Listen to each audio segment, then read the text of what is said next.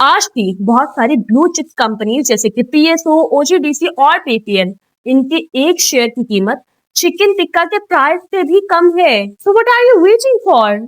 आज ही Pakistan stock market में अपना अकाउंट खुलवाइए और इस शानदार मौके का भरपूर फायदा उठाइए। अरे अरे, चिकन टिक्का बाद में खा लेना, पहले अपने फ्यूचर को फाइनेंशियली सिक्योर तो कर लो और जल्दी से पीएसएमयू को ज्वाइन करें और मैसेज करें, क्योंकि मैं पीएसएमयू के प्लेटफॉर्म पर आपका वेट कर रही हूँ।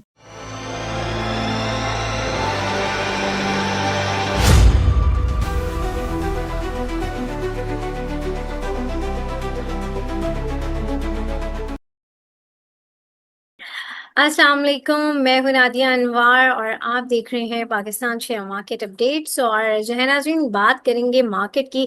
मिड ऑफ द वीक है इस वीक। जो है मार्केट ने पॉजिटिव नेगेटिव हर मोमेंटम दिखाया है, क्योंकि जो है ऑयल के ऊपर मार्केट हमारी जो है वो थोड़ा सा रिलाई कर रही होती है, और साथ ही साथ जो है जो जंग वाली कैफियत है वो थोड़ी सी ट्रिगर हो गई है, और जिसकी वजह से मार्केट उसी के अकॉर्डिंगली जो है वो अपना जो है मोमेंटम शो कर रही है। फर्दर अभी क्या लग रहा है मार्केट को, क्योंकि अभी 2 दिन बाद जो है एज पर अनाउंस जो डेट है बजट भी है, और काफ़ी लोगों का ये कहना है कि बजट के बाद थोड़ा सा मार्केट में एक मोमेंटम हम देख सकते हैं। Let's see. लेकिन वो भी उस सूरत में जब जो है ये जंगी सूरत हाल जो है थोड़ी सी बेहतर हो।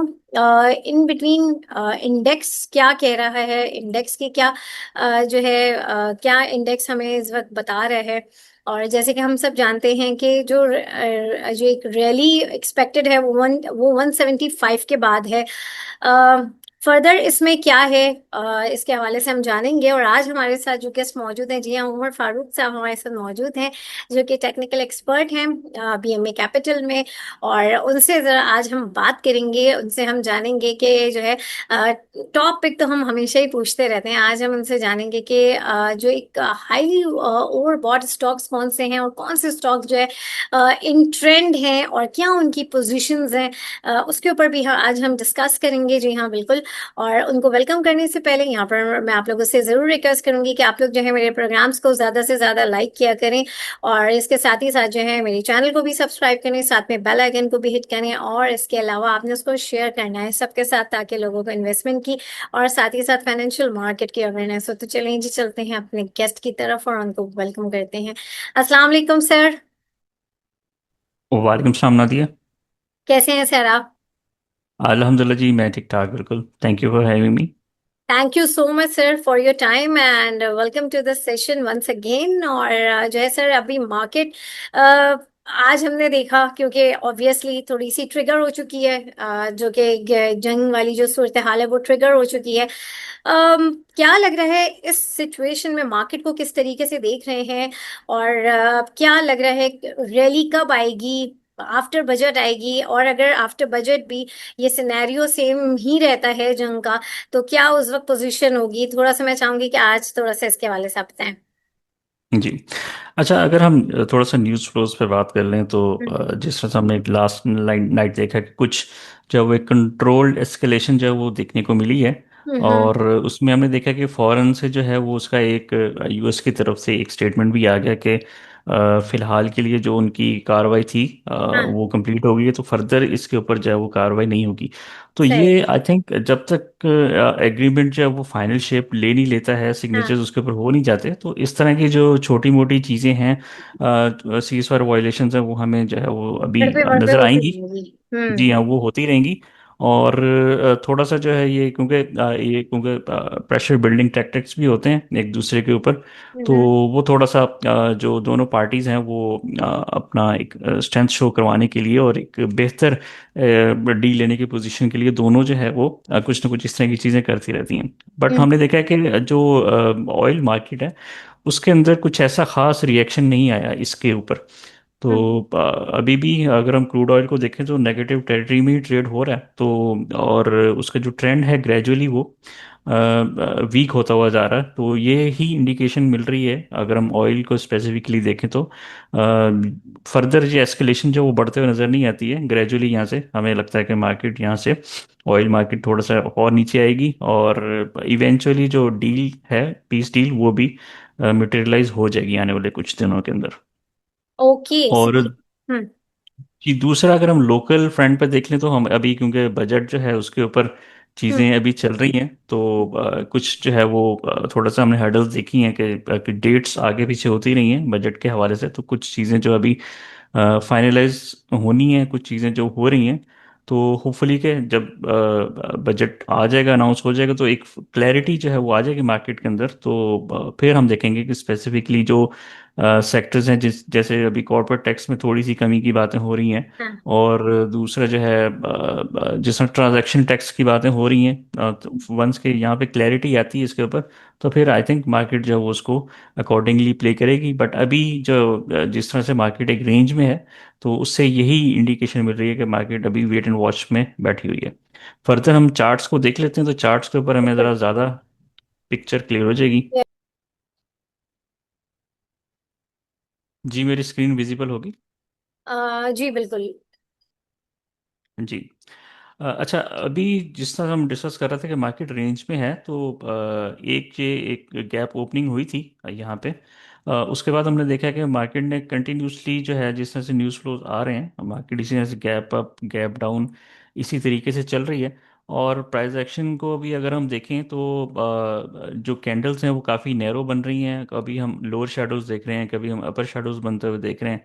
तो ये जो शेडोज होते हैं बेसिकली ये इंडिकेशन होती है कि यहाँ पे जिस तरह से हमने दो अपर शेडोज देखे हैं एक लोअर शेडो देखा तो ये यहाँ पे कंफ्यूजन काफ़ी क्रिएट हुई हुई है मार्केट पार्टिसिपेंट्स के अंदर।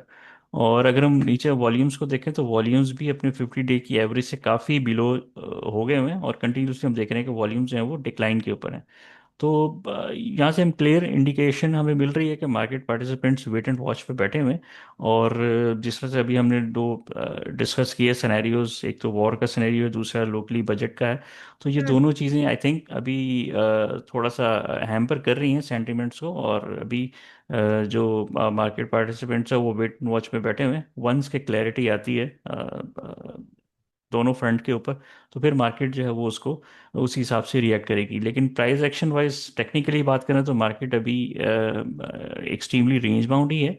और जो एक ब्रॉडर अगर हम रेंज की बात कर लें तो नीचे जो है 160 का जो लेवल है वो एक सपोर्ट के तौर पे प्ले हो रहा है अभी तक। और ऊपर 174 175 के जो लेवल्स हैं ये एक रेजिस्टेंस के तौर पे प्ले हो रहे हैं। तो हम ये देख रहे हैं कि मार्केट काफ़ी टाइम से ये 15,000 पॉइंट्स के बीच में ही काम करवा रही है। आल्दो के हाँ जो स्पेसिफिक सेक्टर्स हैं स्टॉक्स हैं उनमें काम हो रहा है हम्म बट इंडेक्स जो वो एक रेंज के अंदर ही अभी तक फंसा हुआ। तो वो अभी आई थिंक जब तक क्लैरिटी नहीं आती है सेंटिमेंट्स जो है वो पॉजिटिव या नेगेटिव दोनों साइड्स पे ब्रेकआउट आइदर साइड पे जब स्टेट साइड पे ब्रेकआउट होता है तो हम हम्म देखेंगे मार्केट उस तरफ मूव करना स्टार्ट कर देगी। सही सही बिल्कुल। और जो है यहाँ पर हमारे साथ पार्टिसिपेंट्स हैं उनके हम कुछ सवाल लेते हैं। उसके बाद जो है हम जानेंगे कि कौन कौन से स्टॉक्स जो हैं वो ओवरबॉट हैं और कौन से जो स्टॉक्स हैं वो इन ट्रेंड हैं। जी जी उमर अपना सवाल करें और प्लीज जरा शॉर्ट क्वेश्चन कीजिएगा ताकि सबको मौका मिल सके। जी अस्सलाम वालेकुम। वालेकुम सलाम वालेकुम जी। सलाम। जी ये LCI और NML का ओवरव्यू और टारगेट बता दें। हम्म, अच्छा जी एलसीआई जो है अभी नॉन ट्रेंडिंग है फिलहाल। तो इसने एक करेक्शन तो ले ली हुई है काफ़ी। आई थिंक यहाँ पे आप यूँ कह सकते हैं कि एक्यूमुलेशन फेज के अंदर अभी है। तो अगर आप इसको बाय करना चाह रहे हैं तो आप थोड़ा सा इसको वेट कर लें। और अगर आपने ऑलरेडी लिया हुआ है तो आई थिंक इसको 220 रुपये के स्टॉप लॉस के साथ आप इसको होल्ड कर सकते हैं। और जो एक इमीडिएट इसका जब टारगेट बनेगा वो जो इसकी एक यहाँ पे एक सप्लाई है 255 250 के एरिया में। तो अभी फिलहाल ये लग रहा है कि ये इस रेंज के अंदर काम करवाएगा वंस के 255 से ऊपर की क्लोजिंग देता है तो फिर आपको एक यहाँ से एक सस्टेनेबल मूव जो है वो आपको बुलिश मूव नज़र आएगी। बट अभी मोमेंटम अगर हम देखें तो मोमेंटम में भी कोई खास अभी ऐसा चीज़ नज़र नहीं आ रही है कुछ। और वॉल्यूम्स अगर हम देखें तो काफ़ी वॉल्यूम्स थिन है और रेंज भी बहुत नैरो है। तो ये जो चीज़ें हैं ये बता रही हैं कि यहाँ से अभी फ़िलहाल जो है कुछ अरसा के लिए हो सकता है कि ये रेंज बाउंड ही रहे। और शॉर्ट टर्म अगर हम बात कर लें तो 230 रुपये से ऊपर की क्लोजिंग होती है तो फिर इसके लिए एक स्पेस 250 260 के लिए ओपन हो जाएगी। बट अभी फिलहाल जो है जो प्रोफाइल है वो नॉन ट्रेंडिंग है स्टॉक की। जी। सही। और दूसरा इन्होंने कौन सा स्टॉक का आपने पूछा है? जी NML। अच्छा, ये निषाद मिल जो है इसने अपना एक ट्रेंड लाइन इसने ब्रेक की हुई है और ट्रेंड लाइन ब्रेक करने के बाद जो है एक इसमें कंसोलिडेशन चल रही है। सेम फॉर्मेशन इसमें भी है। वॉल्यूम्स थोड़े से इसमें लोअर साइड पे हैं। और जो RSI है वो भी अगर हम देखें तो एक फ्लैटिश एक शेप के अंदर अभी तक घूम रही है। तो मेरा ख्याल है कि अभी इसने अपना ब्रेकआउट दिया हुआ है और ब्रेकआउट के ऊपर होल्ड किया हुआ है इसने। तो आई थिंक ये जो इसका इमीडिएट स्विंग लो है 136 137 का एरिया है, तो आई थिंक इसको आपको स्टॉप लॉस रखना चाहिए। और इसमें आप इसमें लॉन्ग करके इसमें आप बैठ सकते हैं। वंस के यहाँ से ये 170 147 148 के लेवल्स को क्रॉस करता है तो फिर यहाँ से इसके लिए जो इमीडिएट टारगेट है 162 और फिर उसके ऊपर 180 का एरिया इसके लिए ओपन हो जाएगा। तो आई थिंक इसको आप अगर लेना चाह रहे हैं तो यहाँ पे ले सकते हैं 136 के स्टॉप लॉस के साथ। सही, बहुत शुक्रिया। थैंक यू जी। जी राज सुहेल अपना सवाल कीजिए। अस्सलाम वालेकुम सर। वालेकुम सलाम। वालेकुम सलाम। जी। सर, एक तो मुझे ये बता दीजिएगा, ये SLM आज अकाउंट में क्रेडिट हो गए, इसको आप कहाँ देख रहे हैं और इसका क्या टारगेट हो सकता है स्टार्टिंग में, क्योंकि एक न्यू रैली बनती जैसे SPCL की SPSL की बनी थी। और ये बता दीजिएगा सर कि इसको कहाँ तक इसका टारगेट देख रहे हैं। और दूसरा सर, मुझे मैपल लीफ का बता दीजिएगा, लास्ट आपकी देखा था मैंने तो अकॉर्डिंग टू चार्ट कि उसका 3 से 4 मंथ में क्या टारगेट देखा जा रहा है, कहाँ लेना चाहिए उसको सर, वो क्या टारगेट देखा जा रहा है। Thank you so much. जी। अच्छा, ये SLM क्योंकि अभी वो अभी लिस्ट होना है तो हम हाँ। जो है अगर हम अगर टेक्निकली बात करें तो उसके बारे में क्योंकि हमारे पास उसका ट्रेडिंग डाटा है नहीं, तो हाँ। कुछ भी कहना उसके हवाले से जो है वो कबल अज़ वक्त होगा। दूसरा जो है नहीं, जिस तरह से मैं उनको को बोला हम करके पानी पिला, मुझे पानी दे जाओ। अच्छा, और जिस तरह से जो है हमने देखा कि इसमें काफ़ी ओवरवेलमिंग रिस्पांस आया है इसके IPO के अंदर। और इसमें जिस तरह से पार्टिसिपेशन हुई है उससे ये लग रहा है कि इसके लिस्ट होने के बाद इसमें कुछ परफॉर्मेंस जो है वो आ सकती है। अब वो जाएगा कहाँ तक उसकी वैल्यूएशन जो है वो तो फिर मार्केट डिटरमिन करेगी, उस हिसाब से फिर उसके टारगेट बनेंगे। लेकिन ये है कि क्योंकि कंपनी अच्छी है, वेल एस्टेब्लिश्ड ग्रुप है और रिस्पॉन्स भी हमने देखा इन्वेस्टर की तरफ से इनिशियली बहुत अच्छा आया इसके अंदर। तो ये लिस्ट हो जाएगा तो उसके बाद जो है उसको हम देखेंगे। बट अभी यही लग रहा है कि यहाँ से हो सकता है कि लिस्टिंग के बाद इसमें दो सर तीन वो नहीं, कैप्स जो है वो लग जाएं। हाँ, नूर का क्यों नहीं बोल रहे? अच्छा, दूसरा जो है इसमें मैपल लीफ सीमेंट जो है वो एक असेंडिंग ट्रायंगल के बीच में अभी है। वॉल्यूम्स इसमें बहुत अच्छे हो रहे हैं, अबव एवरेज वॉल्यूम्स हैं। और अगर हम देखें तो जो ग्रीन वॉल्यूम्स हैं वो ज़्यादा हैं और रेड वॉल्यूम थोड़े से कम है। तो ये इंडिकेट कर रहा है कि यहाँ पे सप्लाई जो है इसके अंदर इतनी ज़्यादा नहीं है और डिमांड जो है इसमें काफ़ी अच्छी बनी हुई है इस लेवल के ऊपर।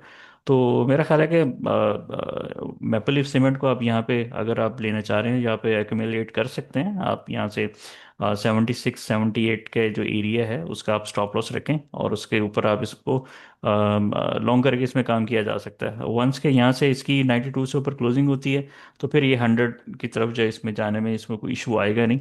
तो इसको आप जो है अगर आप लेना चाह रहे हैं इस लेवल्स के ऊपर तो आप इसको यहाँ पे बाय कर सकते हैं। सही, बहुत। जी डॉक्टर अंजुम अपना सवाल करें।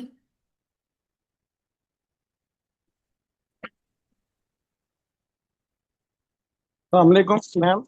जी वालेकुम। मैपल लीफ का पूछना था, वो तो हो गया मैडम। हेस्कोल का और SPSL का बता दें, इन दो में मैं स्ट्रक हुआ हूँ, हेस्कोल और SPSL।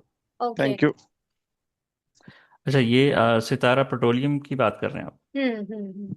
जी। अच्छा, देखिए वही बात कि IPOs जो है ना उसको उसको थोड़ा सा क्योंकि इसका डाटा कम है तो इसको अगर हम आर्ली चार्ट पे देख लें तो नीचे जो सपोर्ट है वो तो कोई इसकी 19 रुपए के करीब बनती है आई थिंक। अगर आप इस आपने इसमें आपने बाई किया हुआ है तो आपको 19 रुपए का स्टॉप लॉस रखना चाहिए इसका। अगर इसके नीचे क्लोजिंग होती है तो फिर ये फर्दर नीचे चला जाएगा। तो आई थिंक इसकी जो एक रेंज अभी शॉर्ट टर्म रेंज इसमें बन रही है वो यही नीचे 19 रुपए की सपोर्ट है नीचे, और 20.50 रुपये, 20 रुपये 50 पैसे 60 पैसे ऊपर की एक रेजिस्टेंस के तौर पे इसमें एक लेवल ये बन गया हुआ है। तो आई थिंक जब तक ये 20 रुपये 50 पैसे के लेवल्स को क्रॉस नहीं करता तो तब तक मेरे ख्याल से ये इसी रेंज में ही रहेगा। और वॉल्यूम्स भी अगर हम देखें तो लिस्टिंग के बाद इसमें इनिशियली वॉल्यूम्स आए थे, उसके बाद जो है ना वॉल्यूम्स इसमें काफ़ी ड्राइप हो गए हुए हैं। तो आई थिंक इसमें कोई खासा मोमेंटम ही नहीं बन रहा। तो आरएससी को देखें तो आरएससी की डायरेक्शन जो है वो भी डाउन साइड पे ही बनती हुई नजर आती है अर्ली चार्ट्स के ऊपर। तो मेरा ख्याल है कि इसको अभी आपको, अगर आपके पास पड़ा हो तो इसका वेट एंड वॉच करें। 19 रुपये से नीचे अगर कहीं क्लोज होता है तो फिर इसमें से आप लॉस बुक कर सकते हैं, तो बुक करके आप किसी और अच्छे स्टॉक में, ट्रेंडिंग स्टॉक में जा सकते हैं। सर हैस्कोल का भी बता दें और कोई अच्छा स्टॉक भी बता दें।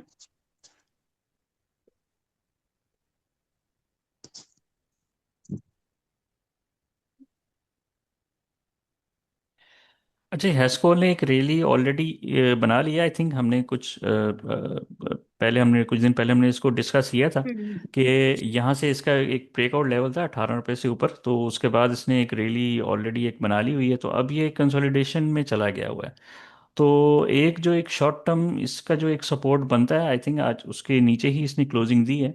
वॉल्यूम्स तो लोअर साइड पे हैं, बट जो प्राइस है उसने अपना जो एक इमीडिएट सपोर्ट थी यहाँ पे 2180 22 रुपए के लेवल्स के करीब की, वो इसने ब्रेक की है। आरएससी का मोमेंटम जो है वो देखें, आरएससी की direction to the down side है, तो ये लग रहा है कि अगर ये 21 रुपए के लेवल्स को ब्रेक करता है तो फिर ये वापस अपना जो इसका ब्रेकआउट रीटेस्ट हो सकता है वापस 1880 19 रुपए के करीब। तो आई थिंक अगर वहां पे आता तो फिर आप इसको अपना एवरेज आउट कर सकते हैं। स्टॉक नो डाउट बहुत अच्छा है, लेकिन टेक्निकली यहाँ पे थोड़ा सा वीक होता हुआ नजर आता है। सर बहुत शुक्रिया मैम, आपका भी बहुत शुक्रिया, थैंक यू। बहुत शुक्रिया जी। जी फैसल अपना सवाल करें। जी अस्सलाम वालेकुम। वालेकुम सलाम। वालेकुम सलाम। उमर साहब, मैं पूछना चाह रहा था GCWL, इसका सुना था काफ़ी टाइम से कि इसकी रैली बनेगी। तो ये इसमें मैं स्टक हूँ, तो इसके अंदर कोई न्यूज़ है अभी, या फिर इसको मैं ब्रेक इवन कर सकता हूँ? और दूसरा, इसके अलावा अभी जैसे ब्लू चिप्स अपनी जगह पे ही खड़े हैं, कोई ज़्यादा परफॉर्म नहीं कर रहे, तो अगर मैं स्लो स्लो कोई अकोमोलेशन करना चाहूँ कि कुछ स्टॉक्स के अंदर, तो आप कौन से रेकमेंड करेंगे जो मोस्ट अंडर वैल्यूज जो स्टॉक्स हों? शुक्रिया। जी जी। अच्छा, ये गरीवाल सीमेंट जो है, सॉरी गनी रनिंग क्लास जी। कैम GCWL। GCWL, फिलहाल तो ये एक पैटर्न के अंदर है, सिमेट्रिकल ट्रायंगल पैटर्न के बीच में फंसा हुआ है। और यूजुअली ये होता है कि जब भी स्टॉक किसी इस तरह के पैटर्न में होता है तो उसमें वॉल्यूम्स जो है वो काफ़ी श्रिंक हो जाते हैं। और इस जो भी पैटर्न जिसमें होता है उसमें जब ब्रेकआउट के बाद जिस साइड पे ब्रेकआउट होता है उस साइड पे हम देखते हैं कि यूजुअली देखा गया कि उस साइड पे एक लंबी मूव जो है वो सस्टेनेबल मूव बनती हमें नज़र आती है। अभी अगर हम देखें तो ये 17 रुपये 40 50 पैसे का जो इसका लेवल है उसमें हमने काफ़ी टाइम से हम देख रहे हैं कि इसमें ये रेजिस्टेंस इसके अंदर आ रही हुई है। तो आज के दिन भी अगर हम देखें तो नेगेटिव क्लोज हुआ है, आरएससी के अंदर भी कोई खास मोमेंटम नहीं है। आरएससी भी बता रही है कि अभी ये शॉर्ट टर्म के लिए न्यूट्रल ही रहेगा। तो जिस तरह से हमने दो लास्ट टचेस देखे हैं और आरएससी के भी 40 के लेवल टच हुए हैं, और प्राइस ने भी अपने जो लोअर बाउंड जो है ट्राइंगल का वो उसने टेस्ट किया है, तो इस बार भी हम ये कह सकते हैं कि एक प्रोबेबिलिटी बन रही है कि दोबारा से एक दफ़ा ये 15 रुपये 80 पैसे के करीब आए। तो ये वहाँ आता है तो फिर आप इसको एवरेज आउट कर सकते हैं, और जो आपका स्टॉप लॉस होना चाहिए क्लोजिंग बेसिस के ऊपर वो 14 रुपये 30 पैसे से नीचे क्लोज होता है। तो मेरे ख्याल से फिर आप इसमें निकल जाइएगा, क्योंकि फिर ये इसका एक मेजर लेवल है 14 रुपये 30 पैसे। अगर ये लेवल इसका ब्रेक होता तो फिर ये यूँ कह सकते हैं कि आप ये लॉन्ग टर्म बेरिश ट्रेंड के अंदर चला जाएगा। तो आई थिंक अभी फिलहाल के लिए थोड़ा सा वेट करें, आप 15 रुपये 80 पैसे के करीब आता तो फिर आप इसको एवरेज कर सकते हैं। सही। जी बहुत शुक्रिया जी। अच्छा सर, अब मैं चाहूंगी कि आप बताएं कि जो ओवरबॉट स्टॉक्स हैं वो कौन कौन से हैं, और जो स्टॉक्स इन ट्रेंड हैं थोड़ा सा मैं चाहूंगी कि उसके हवाले से भी बताएं आप। जी। अच्छा देखिए, ओवरबॉट स्टॉक जो है हमने देखा कि कुछ स्टॉक्स ऐसे हैं जिन्होंने काफ़ी रैली बनाई है अभी पिछले दिनों में, और वो अब आप यूँ कह सकते हैं कि ओवर एक्सटेंडेड हो गए हैं फॉर शॉर्ट टर्म। तो उनमें थोड़ा सा पुल बैक जो है वो आ सकता है, नीचे की तरफ को थोड़ा सा वापस आ सकते हैं उसमें। मेनली अगर हम देखें तो उसमें टीपीएल कॉरपोरेशन हमने देखा है कि उसने काफ़ी अच्छा परफॉर्म किया रिसेंट डेज के अंदर। बिल्कुल। और आज के दिन जो है वो देखें तो आरएसआई जो है उसका 82 के करीब पहुंच गया, 83 पे पहुंच गया। हम्म। और जो एक पुराना इसका जो है एक बना हुआ था सप्लाई का लेवल था 14 पे 37 पैसे पे, ऑल्दो की क्लोजिंग उसके ऊपर दी है, बट जो एक फॉर्मेशन इसके अंदर बनी है यहाँ पे अगर हम देखें तो इसको हम टेक्निकल लैंग्वेज में ना हैंगिंग मैन कहते हैं। हैंगिंग मैन ये होता है कि जब भी एक एक सस्टेनेबल बुल रन बनता है उसके बाद एक लोअर विक बनती है बड़ी, और उसके बाद क्लोजिंग उसकी ओपनिंग के करीब ही होती है। और वॉल्यूम्स भी देखें तो अबव एवरेज वॉल्यूम अच्छे खासे। तो ये एक थोड़ी सी जो एक अर्ली इंडिकेशन मिल रही है कि आपके ओवरबॉट जोन के अंदर हैंगिंग मैन कैंडल का बनना जो है ये एक अर्ली इंडिकेशन है कि यहाँ से एक रिवर्सल जो है वो आ सकती है। तो आई थिंक अगर किसी ने लॉन्ग किया हुआ है तो फिर आपको ये जो एक कैंडल है इसका जो लो है हाँ। वो 13 रुपये 60 पैसे के करीब बनता है। तो आई थिंक 13 रुपये 60 पैसे का स्टॉप लॉस उनको स्ट्रिक्ट स्टॉप लॉस रखना चाहिए। सही। इन यानी कि अगर ये इसके नीचे क्लोजिंग होती है तो फिर ये वापस जो है अपना जो ब्रेकआउट इसका हुआ है 11:30 पे, तो ये उसको रीटच कर सकता है आने वाले दिनों में। तो ये एक ओवरबॉट स्टॉक है जिसमें एक फॉर्मेशन भी बेयरिश बन रही है और मोमेंटम भी ओवरबॉट हुआ हुआ है। सही। और वॉल्यूम्स भी अगर हम देखें तो ये काफ़ी जो है यहाँ पे बड़े वॉल्यूम्स जो हैं वो पड़ चुके हुए हैं। सही। दूसरा जो ओवरबॉट स्टॉक एक आज हमें देखा वो है ओ बॉय ऑयल वेज है। उसके अंदर हमने देखा है कि एक कंसोलिडेशन के बाद जो है एक बहुत अच्छा रनअप जो है ऑलरेडी जो है स्टॉक ने ले लिया हुआ है। और हम्म। आज जो है वो इस करंट रैली का जो सबसे हाईएस्ट वॉल्यूम जो है वो इसके अंदर पड़ चुका हुआ है। और आरएसआई इसका जो है वो 88 के करीब पहुंच गया हुआ। तो ये भी काफ़ी ओवर एक्सटेंडेड आरएसआई मानी जाती है। तो मेरे ख्याल से इसको भी आप जो है थोड़ा सा इसको भी वॉच इसको क्लोजली वॉच करना चाहिए। ये भी 1780 जो है अगर किसी ने लिया हुआ है तो 17 रुपये 80 पैसे का स्टॉप लॉस उनको रखना चाहिए। ये वाली जो कैंडल है क्योंकि इस पर बड़ा वॉल्यूम पड़ा है तो ये काफ़ी सिग्निफिकेंट है। तो अगर ये कहीं इसके नीचे क्लोजिंग होती है तो फिर मेरे ख्याल से ये एक इसका जो है शॉर्ट टर्म ट्रेंड जो है बुलिश ट्रेंड वो एंड होता हुआ नजर आएगा। और ये हो सकता है कि वापस थोड़ा सा करेक्शन ले और ये जो गैप है इसका नीचे 14 रुपये के करीब तो वहां तक ये आ सकता है। सही। सही। अच्छा जी। ये और दो। तीसरा हाँ। हम्म अच्छा जी, और तीसरा स्टॉक जो था हमारा तीसरा और आखिरी स्टॉक ओवरबॉट में वो पीटीसी है। पीटीसी के अंदर भी हमने देखा कि काफ़ी अच्छी रैली बन गई है। हम्म। जो एक प्रीवियस इसके जो सप्लाई के एरिया थे 70 के करीब के, और उस एरिया से हमने देखा कि वापस जो है, और इसको अगर हम सिग्निफिकेंस देखें तो जो अभी हमने एक कैंडल डिस्कस की है टीपीएल के अंदर, सेम देखें आप देखें तो ये उसी तरह की फॉर्मेशन इसके अंदर भी बनी है। एक रैली के बाद एक हैंगिंग मैन बना और उसकी क्लोजिंग जब हुई है नीचे ब्रेक हुआ है, तो उसके बाद से जो है कंटिन्यूसली नेगेटिव क्लोजेस जो है वो पीटीसी में देखने को मिल रहे हैं। तो ये एक अर्ली इंडिकेशन है कि पीटीसी भी यहाँ से ओवरबॉट काफ़ी हो गया होगा। आरएसए ने भी अपना जो है थोड़ा सा स्टैंस जो है वो उसको सॉफ्टन करना शुरू किया। तो ये भी आने वाले दिनों में थोड़ा सा नीचे मिल सकता है। अगर आपको थोड़ा वेट करें तो आपको ये 58 to 55 रुपीज़ के बीच में आपको मिल सकता है। अगर किसी ने इसको बाय करना तो थोड़ा सा वेट कर लिया जाए। जी। सही। और सिर्फ स्टॉकिंग ट्रेंड के हवाले से भी मैं चाहूंगी कि थोड़ा सा आप हमें बताएं। जी। स्टॉक इन ट्रेंड में मैंने 3 स्टॉक जो है वो मैंने सेलेक्ट किए हैं। उसमें मैं भी वो भी हम डिस्कस कर लेते हैं। उसमें पहला स्टॉक जो है वो एयरलिंक है। हम्म। एयरलिंक कम्युनिकेशन को अगर हम देखें तो इसने एक अपना अप ट्रेंड चैनल जो है वो इसने अपना स्टार्ट किया हुआ है और एक इसमें कंसिस्टेंट परफॉर्मेंस जो है वो हम देख रहे हैं। यहाँ पे एक इमीडिएट इसकी रेजिस्टेंस थी 152 पे, वो इसने अपना सक्सेसफुली इसको ब्रेक कर लिया हुआ है। आरएससी जो है वो अभी अपने 60 के लेवल्स के करीब है और उसमें कोई बहुत ज़्यादा वीकनेस अभी तक नज़र नहीं आई है। तो ये एक इंडिकेशन है कि यहाँ से ग्रेजुअली ये अपना मोमेंटम बिल्डअप करते हुए लगता है कि यहाँ से इनिशियली 168 और फिर इसका जो अल्टीमेट टारगेट इस मूव का बनता है 186 के आसपास। तो ये आने वाले दिनों में एयरलिंक जो है वो इन 2 लेवल्स को अचीव कर सकता है। तो ये एक स्टॉक है जिसको आप अपनी वॉच में रख सकते हैं। और इसकी जो स्टॉप लॉस है वो इस चैनल का ब्रेक होने के नीचे है। वो तो अभी नीचे 145 144 का जो एरिया है अगर उसके नीचे की क्लोजिंग होती है, क्लोजिंग बेसिस पे आप इसका स्टॉप ले सकते हैं। तो लेकिन ये कि एक स्टॉक लगता है कि यहाँ से एक अच्छे ट्रेंड के साथ, अच्छे मोमेंटम के साथ ऊपर जा सकता है आने वाले दिनों में। सही। अच्छा, दूसरा पाक इलेक्ट्रॉन हमने देखा कि काफ़ी निगलेक्टेड स्टॉक अभी बन गया हुआ है मार्केट के अंदर। तो इसने भी अपना जो एक डबल बॉटम, या आप यूँ कह लें कि ट्रिपल बॉटम गैप अप के बाद इसने बनाया यहाँ पे अपना 36 और 37 के एरिया पे। उसके बाद से इसने एक शॉर्ट टर्म एक इसकी रेजिस्टेंस की लाइन थी, वो भी इसने ब्रेक की है, और अब ये एक शॉर्ट टर्म कंसोलिडेशन के अंदर है। वॉल्यूम्स कुछ इंप्रूव होने शुरू हुए हैं इसके अंदर। मोमेंटम जो अभी न्यूट्रल टू बुलिश हम कह सकते हैं, क्योंकि जो वॉल्यूम इंडिकेशन है वो ये इससे लग रहा है कि यहाँ से आने वाले दिनों में इसमें भी एक अच्छी मूव जो है वो बन सकती है। और इसका ये है कि आप 41.5 से 42 रुपए का लेवल्स का थोड़ा वेट करें। वंस के ये उसके 42 के ऊपर क्लोजिंग होती है तो फिर इसमें भी आपको यहाँ से 46.5 और फिर आगे 52 रुपीज़ तक की मूव इसमें आपको मिल सकती है। सही। तीसरा और आखिरी स्टॉक हमारा INIL है। INIL अगर हम देखें तो आज के दिन इसमें एक काफ़ी दिनों से कंसोलिडेशन में था, लेकिन आज के दिन इसने बहुत अच्छे वॉल्यूम्स के साथ इसने अपना ये कंसोलिडेशन ब्रेक किया है। मोमेंटम जो है वो हम देखें न्यूट्रल था, बट अभी हम देखें तो RSI ने अपने 60 के लेवल्स को जस्ट उसको ब्रेक करने की एज के ऊपर है।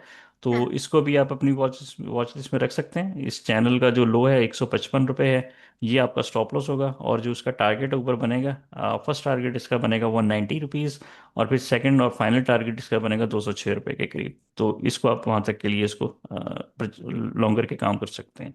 जी। सही। अच्छा, यहाँ पर सारे सवाल भी बहुत हैं, और अच्छा यहाँ पर ये मुझे बताएं TRG के बारे में सर, जरा बताएं, सवाल भी आया हुआ है। थोड़ा हम्म। सा इसके बारे में चाहूंगी कि थोड़े से इसके टेक्निकल्स आप एक्सप्लेन कर दें। अच्छा, ये TRG जो है हमने देखा है कि वॉल्यूम्स के साथ इसमें एक रैली इसके अंदर बनी है। हम्म। और अगर हम देखें तो इसका जो एक प्रीवियस सप्लाई का एरिया था ये वाला 70 रुपीज़ का, तो इसके अंदर इसने उसके ऊपर क्लोजिंग दे के अब इसके ऊपर कंसोलिडेशन हो रही है इस लेवल्स के ऊपर, जो जो इसकी सप्लाई थी। और इसके अंदर ये जो इसने लेवल अपने ब्रेक किए हैं 70 के, वो भी बड़े अच्छे वॉल्यूम्स के साथ जो है वो ब्रेक हुए हैं। तो ये एक इंडिकेशन है कि